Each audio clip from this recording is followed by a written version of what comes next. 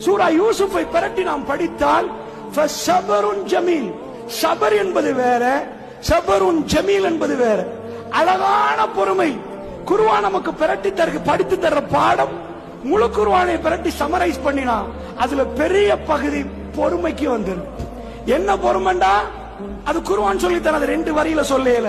பொறுமையை பத்தி அல்லாஹ் இவ்வளவு பக்கம் பிரட்டினா அது என்ன பொறுமை என்பதை படிச்சு இந்த இடத்துல பொறுமையோட நடக்கிற நேரம் நன்றி உணர்வு நமக்கு வெளிவர ஆரம்பிக்கும். அதனால் அல்லாஹ்வுடைய நல்லடியார்களே, அல்லாஹ் ரப்புல் ஆலமீன் அது என்னன்னு விளக்கணும். யாக்கூப் நபி ஒரு வார்த்தை சொன்னார். யூசுப் நபியை கிணத்துல போட்டுட்டு வந்த உடனே ஃபஸபருன் ஜமீல் வல்லாஹுல் முஸ்தஆனு பிமா தஸிஃபூன், நான் அழகிய பொறுமையை கடைபிடிக்கிறேன். இப்படி நானும் அழகிய பொறுமையை கடைபிடிக்கிறேன்னு சொன்னா அது ஒரு சூறாவை அமைக்கிற அளவுக்கு அல்லாஹ் முக்கியமான பாயிண்டா பார்க்கிறான். நாம இந்த உட்கார்ந்து பேசியிருப்போம், அது குர்ஆன்ல வரல. ஜனாதிபதி மார்ல அறிக்கை விட்டிருப்பாங்க, அது குர்ஆன்ல வரல. மன்னாதி மன்னர்கள் பேசுறது குர்ஆன்ல வரல.